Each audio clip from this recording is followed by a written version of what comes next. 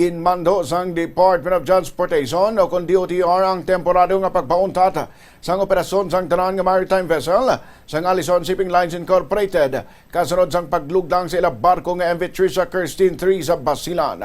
Balawang nga 18 katawang patay sa mga trahedya.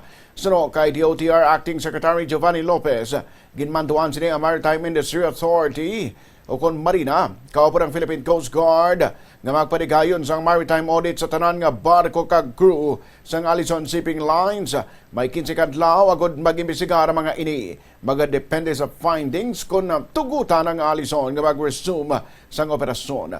Ang Aleson Shipping Lines na involved na sa hindi magnubo sa 32 ka mga maritime incidents sumalin sang 2019. Nagpasalig man si Lopez nga pasabton ang tanan nga responsable ilibina sa bahin sang shipping company kung matumod na mayara ang mga ini sang kapaltahan. Now we are grounding the entire passenger fleet of Aleson Shipping Lines.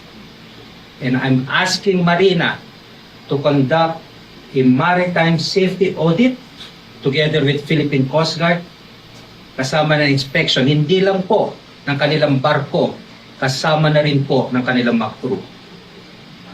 Ulitin ko po, as of now, pagkatapos po nito, the entire passenger fleet of Aleson Shipping Company, they are now grounded. And Marina and Philippine Coast Guard, they have 10 days to conduct a maritime safety audit and risk compliance and also inspection. At ang magiging tugon po namin dito will be based on the safety audit po ng Coast Guard at ng Marina. Kung papayagan pa namin itong mga barko ng Aleson. Nabarian si Department of Transportation Acting Secretary Giovanni Lopez.